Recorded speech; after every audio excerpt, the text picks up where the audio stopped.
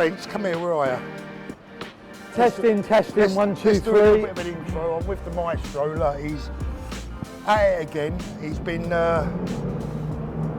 rather difficult. Now we're in central London. We're in Duke Street. We've got Selfridges just around the corner. I'm gonna take him in there and try and get him sorted out of a bit of clobber before we go home. You've been there before. He looks like he needs a bit of tidying up, doesn't he? Look, if you sit down there, Spencer, people might give you money. A fortune, yeah. You know, look at the barnet. Look, he needs an haircut as well. So actually, no. On a more serious note, Spencer had I think it's safe to say, a very big client. I had a very interesting client come in who's got quite a few watches, and he asked me. He said he didn't believe that Paul actually dressed the way he did. So he said, do you mind bringing him along? So, I mean, for you, in fairness today... I'm dressed down today, Spence. Yeah. I'm dressed down. I mean... But no, it's very nice. I mean, he's flown in from overseas. Staying in central London. He's here for a few days. Wanted to see me about some watches that he wants us to sell for him. I've also sourced watches over time for him as well. Well, the interesting part, what I found interesting about the conversation is that initially he was looking to sell, and you sat down with him. I was, you know, obviously party to the conversation, and you carefully explained the difference right now as we stand here at the beginning of February 24. You explained to him perfectly, I thought, the difference in value that he's going to get on a straightforward purchase to you consigning the watches.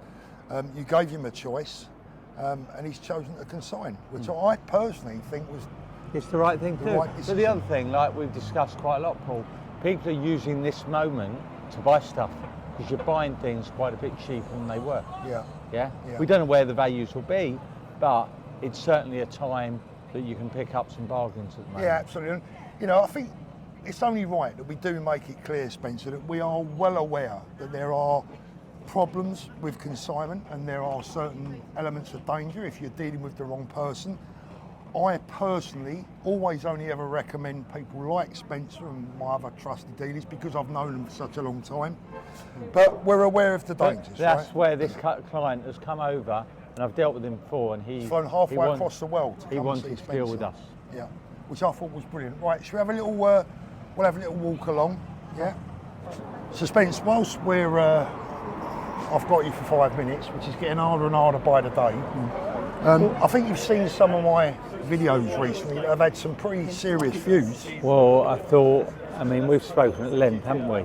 The thing with the police, and we told them years ago about what to do. Yeah. I mean, they do it with cars, don't they? Yeah. They set up, when they know that there's a spate of car thefts, they set up cars where they leave them unlocked, and then they catch the guys. It makes sense. Yeah. But they're doing it a lot. I mean, they have been doing it for a while, but they didn't want to disclose what they're doing. Remember when I went out with the boys last year, I went out with the robbery squad in and around the West End, and they actually told us a lot of things that we couldn't pass on. If they know there's a hot spot, put people there, make it easy, so that people can see people with watches, go to rob them, and then they get caught. Yeah. And that will make people a little bit more wary. A bit more wary, hopefully. But I saw your video, the one recently, Paul. I mean, the kid of that thing with the LBC, where the kids got. I mean, as I say, it's mind-boggling, isn't it? Where's the deterrent, Spencer? Where's the deterrent? Exactly it. It's a crime. So that's what they're sort of saying. Crime pays because the fines and what's happening to people is just ridiculous. Yeah, it's not scary enough. Talking about crime, I've just had a phone call from the fashion police. Yes. They said, can you please take this man and get him sorted out, because, you know, he's becoming a bit high profile. He's internationally recognised. Do you know something? People do talk about what I wear and the brands. I try and keep them undercover and hide the labels so people don't copy me. Yeah. But there are people sending private investigators out to find out what see the labels I wear. He normally cuts the labels out. So exactly. That's if he ever gets captured, no one knows where he's come from. But no, we do need to get you sorted out today, Spence. I've got my eye on a couple of bits. Isn't it amazing? Like, we didn't even discuss, and I mean, your coat's not quite as nice as mine, but yeah, but mine not is bad. Mine is actually a long Dan, what coat. do you think? What's your thoughts?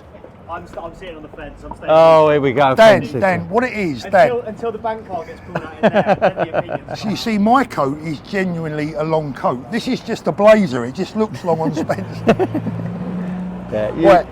Well, I'm happy to go. Maybe we'll get a personal shopper in here and they can take us round and see what they think. As long as it's a woman, Spence. I don't want any. I know someone in here. Actually. I don't want any men. I'll see if she's working today. Measuring me inside leg measurement. Thank you very much. Again, you've got to be gender neutral. You can't say men or women.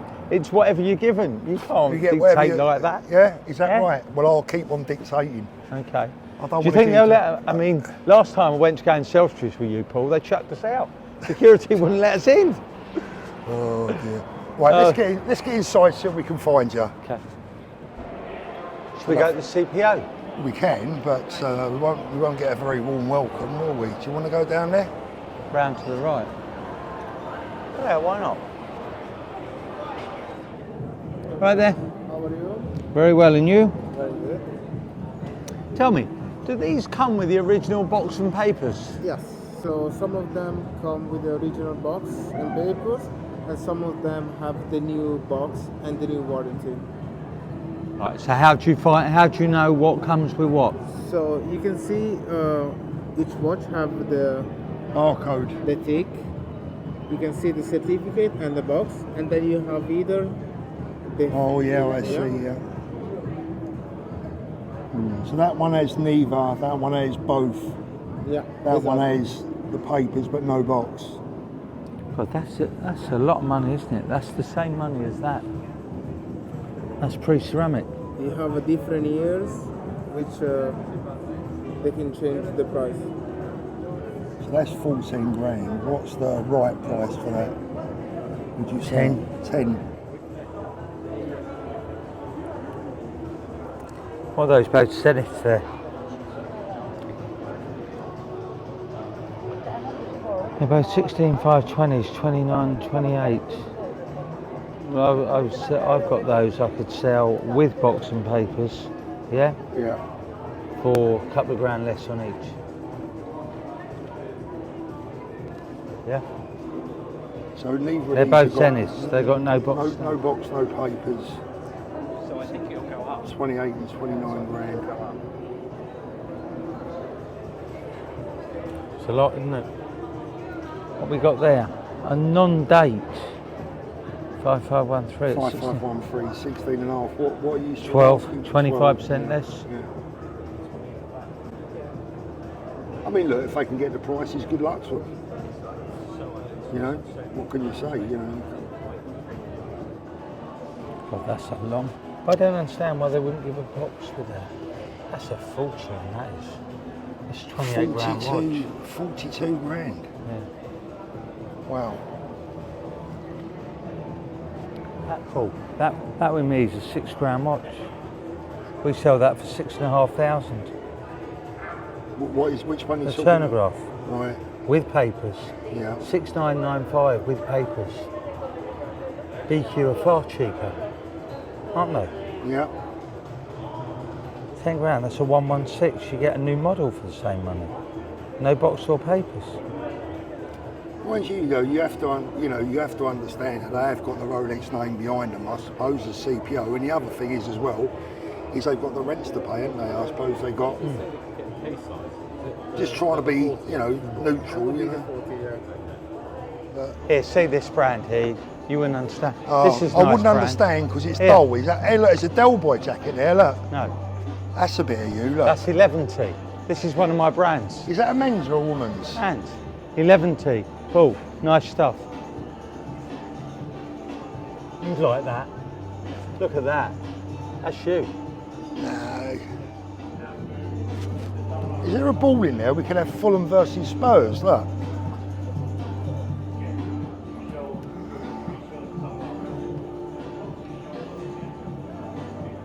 Think I'm a cat person or what? What do you reckon? Pratt Out of 10, please. 2, and he only gets a 2 because it covers a bit of his face up. Come on, let's go and look at something a bit more leery. Come on. Come on.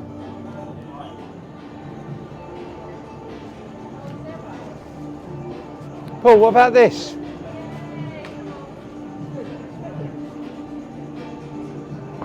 Oh, you ran over my foot. I like that, don't you? No. You don't like that? Probably. Do you know? I'd like to see you try and kickstart that. Yeah, I wouldn't want to. That's then. Excuse me. Do you have bell staff here? Paul, this brand, you couldn't afford a button there. They off this lot. Paul. Here he goes. Look, brown and grey, brown, blue, and grey. Go on, name the price of that. Go on. How much? Okay. 300 quid. 1,100 quid. 1,100 quid for a jumper. Say Let's go and find you some Stone Island. You went to Spurs last night. Hey? Did you watch it? No. All right. That's nice, Spence. I'd like to see you in that. Yeah, I prefer the green. What size are you? Medium. You got a medium? Yeah. Let's have a try with a medium.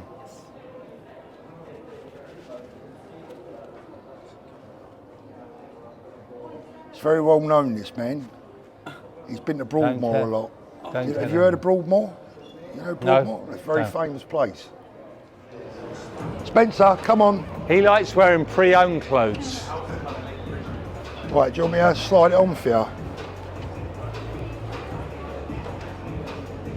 How can an extra small be too big for you? No, that actually fits. No. It does? Or...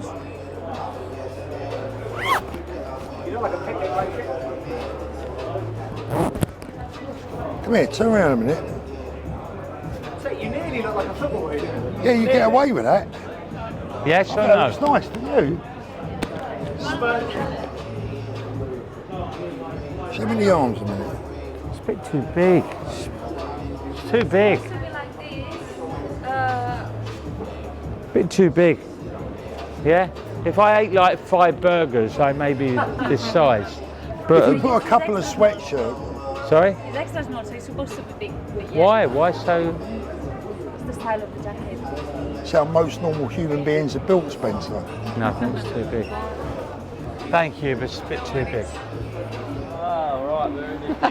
Mate, can I just tell you, you don't look like the sort of person that needs to use that. I've got to tell you.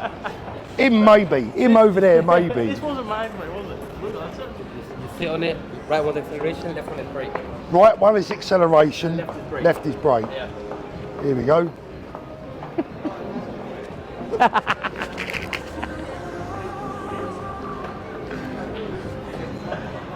Wow! That is, how fast is that? Good up to 1 power. How much? Have a go with that. 10 miles per hour. You gotta hit the brake. Make sure you hit the brake. So, Paul, hold my phone. brakes on the right hand side, Spence. Right hand. Right, yeah, right.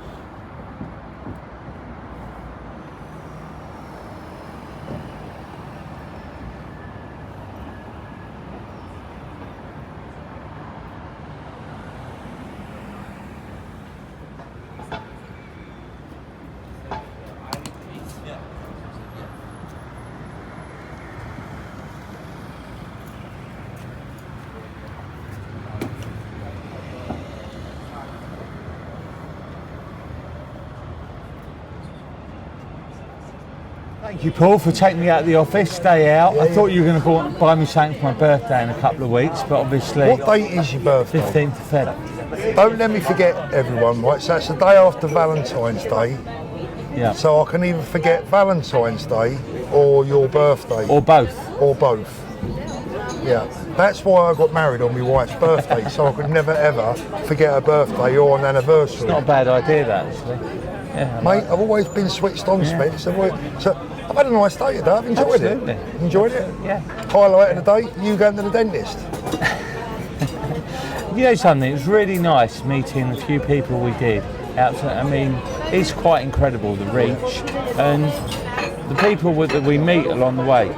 You know, everyone's got a story. Not everyone, but a lot of people have some very interesting stories, and it's nice to get honest views of people, unrehearsed, like the chap who owned the plumbing and gas company. Yeah. You know, like I said, I'm going to wear my pieces. Lovely people as well, really nice. Yeah, it's nice because you don't always know who you're speaking to because, you know, you're this side of the camera, but... Well, we normally do know who we speak. It's nice when we don't know. Yeah. And it's totally unrehearsed and we meet people. So before we go, you're going back to North London, I'm going to go back to Brighton. It's funny, I travel about 14 miles and you do, what, about 70? Yeah. And it takes the same time. Same time, yeah. What I wanted to speak to you today before we go, because we're always laughing and joking and messing about and, you know, let's talk watch business for a little while. I'll tell you what, let's just recap on the CPO stuff that we looked at. Yeah. So again, we learned something today. So some come with boxes. Now, I find that incredible that Rolex can't give every watch a box. I mean, you think they give them the box. I mean, the prices of some of their pieces, I mean, those Zenith Daytonas are 29 grand without box and papers. Yeah. I know I could go and source them for clients for substantially less with box and papers. Look at it from the other side of the coin, because what we don't want is viewers to go, oh, this is a grey market dealer talking to his best mate. All they're adding is a service. They're no more than a service. And that's 750 quid at Rolex anyway. 500 to 1,000 if you add bezels or inserts, or £1,000. But they're charging about 25% more. What do you think the future is? Because I watch a few videos, you know, on YouTube, obviously, and there's a slight difference of opinion. Some people are in our camp where they think that CPO is just too expensive. There are other camps that think that ultimately Rolex will somehow make sure that CPO takes over, and that guys like yourself, you know, are going to find it difficult. But what I'd say is, at the moment, it's had zero effect. I haven't had one customer come to me to sell a CPO or say they're thinking of buying. To be honest with you, at the moment, zero effect. And it's been about, I couldn't tell you exactly, it's a little while now. A couple of years, isn't it? You think it's 2 years? Yeah, I think it's got to be almost a couple of years, isn't it? Well, I haven't seen one where I've seen an invoice or what someone's bought. So I don't think it's making that much impact. So someone's obviously buying them. Well, so who? Maybe people are buying them, putting them away, but you don't know they are buying them. No, we don't. I mean, we don't know how many pieces there are out there and how many. Lovely. Thank you very much. Nice glass. Thank you. Cheers. Nice glass of red. Thank you. Cheers, Paul. Cheers, Spence. We don't normally drink. Well, it's an acceptable time to drink now. Lovely glass of wine as well. Very nice. You look a right pansy with that straw. Dan, you'll have to carry me home on the train. So, fireman's carry. If we take it that they are being bought, my guess is, and it's only a guess, you guys might have a different opinion, right? But my guess is they're predominantly being sold to people that probably don't watch YouTube, that probably don't do a lot of research, that probably just are completely, in many respects, watch naive, walking off the street and think that is the price, that's the going rate. Quite possibly. But I think with a lot of people who buy watches, they do their research, You'd think so, wouldn't you? You'd think so. I would think so, but be surprised to be surprised. I was going to say, you know, I think your view is because of the way the internet is now and how easy the information is available, it doesn't matter what we're going to buy, Spencer, whether it be an air gun, a boat, a car, a bike, a watch. You do your research. You do your research. But I do think there are... I think there are some people who don't. I do. I think there is, Spence. I think there are people that live in a world, live in a bubble, and they go out, they see a brand name, and they think that's the going rate. I mean, someone sent me, I'll tell you who it was Greggy Boy, one of our brilliant viewers, sent us a video earlier on, I'll show it to you later, about the car business. Yep. And how the car business is fraught with you've got to buy a £200,000 Ferrari before you can buy this 350 grand Ferrari. And you know, if people think the watch business has been through some shenanigans, blimey, you want to see what's going on in the car world. So I do think But that did go on for a long while, didn't it? With Porsche, with Ferrari, both those. I think that there are a number of people out there still going out, naive, uneducated, and unfortunately paying far, in my opinion, far too much for the watches. Well, you and I were looking forward. Do you remember the GMTs? They were all 14 grand. So you had the 116710 there, the ceramic, without papers at 14. That watch is 10 to 12 grand, depends on age, with papers. Okay? Yeah. I mean, look, I was watching someone the other night that was predicting that CPO is going to take over. And my view is actually completely the opposite, and I'm genuinely not being biased, right? Because I'm not stupid enough to think that we could fool the viewers, right? There are plenty of very well-educated watch people out there listening to this, but my view is this. I think the watch world right now is tough enough for everyone. And that is even people like yourself who buy well and sell well. You know, there's dealers out there that are making very small margins. How can CPO compete with that? I don't think they can, Spencer. I don't think this can continue. Then they're trying to compete, as in they're saying they're selling a different quality of product. But like we've said, an 8, 10, 12-year-old Rolex, whether it be a Kermit, a GMT, a Datejust, they're the same watch. So they're saying it's been serviced by Rolex, but we can do the same. But we can also give the original box and papers.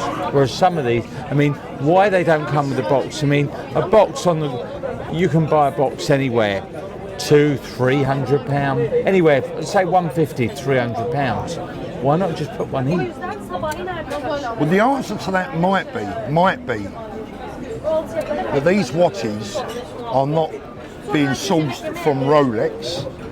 Therefore, when the independent dealers, when I say independent, sorry, when the authorised dealers do their buying, they might not have the confidence to buy boxes pre-owned and guarantee that they're original. If it's from Rolex, Rolex can surely supply a box. Well, they'll have to get that from Rolex to add it on. But they're not. But remember, the level they're not. Their pricing, they should include a but box. Don't forget, Spencer, they're not actually, unlike a new watch that comes from Rolex, these watches aren't coming from Rolex, they're coming from private people. Yeah, but they're going through a Rolex service. They're going through a Rolex service, exactly. So look, we just got into February. Where do you think we're going to be towards the middle of the year, going into the summer? And then, you know, even if it's possible at this stage, looking ahead towards, how do you see the year panning out? I mean, obviously you've got to be positive. Of course. But I think things are stabilising, sort of. Watches are staying more or less where they are. People are buying more unusual pieces. We're seeing a lot more pieces come to the market, which is nice. The Omegas, Braymonts, IWCs, APs. There's more available at better prices. There is choice out there. I think, look, things could go lower without question. We just don't know with that. I mean, watch charts for the first time showed a slight increase. Stabilising, yeah. But that might have been the Christmas feel-good factor, I don't know. We can't really say. But I've always said that I don't feel watches are a Christmas gift. No. They're more a personal gift. Not many people buy them as gifts. They buy them for their own use. Yeah. But it'd be nice to see be nice to see stuff come through that gets released. You know, new stuff that we see. Yeah. Looks very much like the Yachtmaster 2 is going to go. Yes, there's a lot of talk. Yeah. A lot of talk of that. And interestingly enough, Rolex's latest video about the GMT does not include the Pepsi or the Sprite. Yeah. By the way, talking of the Pepsi, Muhammad Ali finally got his Pepsi from his authorised dealer. Muhammad, if you're watching, well done, congratulations. He's waited bloody long enough. But a few people have said to me this will be discontinued, but sorry, the bezel, because they don't produce, they break. Yeah. So only 80% of the bezels come through production. So I don't think the watch will be discontinued. I think it'll be made in a different way. That's interesting. I mean, my prediction was that this year it actually wouldn't be discontinued. If the Sprite is discontinued this year, I am going to claim that to be one of my best predictions, because I said that would have a 2 to 3 year production. You don't think it will? Or you think this year? It's 2 years this I said year. 2 to 3 years production run. If they do it after 2, I'm going to claim that as a big victory, because I think that watch, just like the Titanium Yachtmaster, just like the Deep Sea Challenge, just like the Daytona Le Mans, they've deliberately been manufactured and brought to the market so that they're tomorrow's rare masterpieces that you just can't buy. So Rolex are guaranteeing their place in future. There's going to be rare models out there that people really, really want. And again, I think our viewers, if they followed our advice in the past and put those watches away, I think they're going to reap the benefits. I mean, look, let's be honest, there was a time when the price of the Sprite was absolutely crazy. And you're a bigger victim than anyone. Look, guys, I'm going to put it out there. Do you know I bought 2 at 35,000? Do you know what I sold them at? Go on. In the height, I mean, I always remember before they came out, I said I did pay 35. One was sold at 42 and one was sold at 27. Right. So my net result on that was a slight loss. Yeah. Sorry, I paid 37,000. The first one was 37,000. 37. Yeah. Wow. So just say, I don't always get it right. There was quite a substantial loss on that. I've always said if you wanted to be in the game at that time, those are the prices that you had to pay. Buying things when they first came out it's never really a good idea, is it? Really. But no, look, listen, mate. You know, I think, and I always say it. I like to try and always say it as it is. I think that the grey market dealers, I think we're going to see some go by the wayside, because I don't think they had the wherewithal, the background, enough finance behind them necessarily to survive. There's some of the smaller ones, some of the ones that have come into the business in the last 3 or 4 years, I think we're possibly going to see them go. Well, but there isn't a living left out flipping. There is a living left, yeah. No, there isn't. I don't think there is. Well, they don't not get from enough. the ADs, but there's still a living to be made, running around, buying from a dealer, maybe moving on to the next dealer, getting a couple of £100 profit. I mean, that's always gone on. Yeah, right? That's always gone on. But as far as flipping with the ADs are concerned, I think those days are done. I did think we would see a bit more stock than we have done, to be honest with you. You're not being offered as much as you thought? I'm not seeing quite as much as I thought there might be. I thought there might be more available than what there is. Well, hopefully, Spence, I mean, my viewers at least, I've always advised them, if they can afford to hold, because ultimately, if they are in a situation where they're down on their money, hopefully if they can hold long enough, it might come back.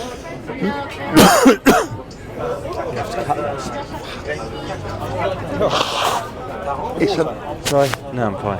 It's an age thing, guys. Don't worry. It's just an age thing. You all right? Yeah. I'm not going to shake your hand after that. Oh, look, it's, where are we? 1st of Feb, 2024. Long year ahead. Yeah. See what's going on. We got Geneva booked up. Yeah. Yeah. And we've had a gentleman contact us from Geneva as well, which could be very, very interesting. Just want to say this before we go today, guys. The reason that I'm in London today, Spencer had a very big, a very important client that had spoken to him, wanted to fly into the country to negotiate. Paul, sorry, just to interrupt there. He actually wanted to see Paul in real life. He couldn't believe the dress of how Paul actually dresses, and he wanted to see it was real. Yeah, so I said, Paul, just try and calm it down. So that's why I brought him along today. See, there's me trying to tell you a serious story. Go on. And this lemon, he's taking the piss. Look.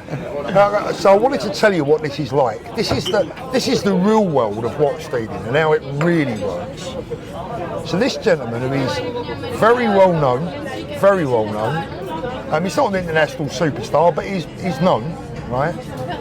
Very, very wealthy, big watch collector. Has been watching my channel, wants to deal with Spencer, rung Spencer up. He's had a conversation or two with Spencer. Because of the value of what is potentially involved, he wanted to come and meet, and meet me at the same time. That's why I'm here today, just to add to the party. What I would say is the way that I was at the negotiations from start to finish, and what I would say is the way that you dealt with this individual, giving him the options that you gave him, I thought was mind-blowing, because we spent nearly 2.5 hours, I think, going through each individual watch. Yeah. Explaining to him what you could buy it for, why you could buy it for that amount, how much you could potentially return on a commission. But here's the thing, because again, I was watching the video the other night when someone said, well look, how can you guarantee as the seller that you're going to return the price that you say? Well look, it's all about speaking to your customer. If the market falls further, well, we always try and sell something and price it in position 1 or thereabouts. What we don't want to do, we never want to sell something where we're more expensive than anyone else. So we want to be in line. Well, you're not going to sell it, are you? No, but this is exactly it. So that's why it's no good being on page 4 on Chrono 24. You've got to be near the top or the top line. So you price things, we charge a commission for doing it, and we spend a lot of money advertising and getting to the front of Chrono and our website and other websites we've got. We also have our own customers who want to look for certain things, and because of that we sell watches. Simple as that. Well, that's the thing. I mean, people used to say to me, oh, how much could you sell this for? And I say, well look, it depends if I want to look at it in the window for the next year or if I want to sell it. That's the bottom line. And if you want to sell it, it has to be priced to sell, not priced to sit it in the library. Not exactly, not priced to sit there on display for next year. And I think people have to. I do think the vast majority of people understand that. I think there are people out there that don't want to understand it. That have no interest in understanding how the watch business works, especially when it comes to things like tax, VAT, staff, rent, insurance, Amex fees. Yeah, there's endless. And photographing, shipping, all of it. Never ending, isn't it? Well, it's been lovely catching up with you again, mate. And to our special viewer, to Spencer's new customer, it's lovely to meet you today. Thank you very much for coming. Have a safe journey home. And that was, I can't say it was an education, because it was an interesting day and nice to have a look round town. I've been through that conversation myself many times before, but watching you, how you negotiated with him and how you explained things, I think put his mind at rest. I think he's gone away very, very happy. Well, we're going to be meeting up probably the end of this month. Excellent. So that's it, we get back home. You're going back to North London? Back on the trains. I'm going back to Brighton. I'll see you soon, mate. Okay. All the best, everyone. Bye.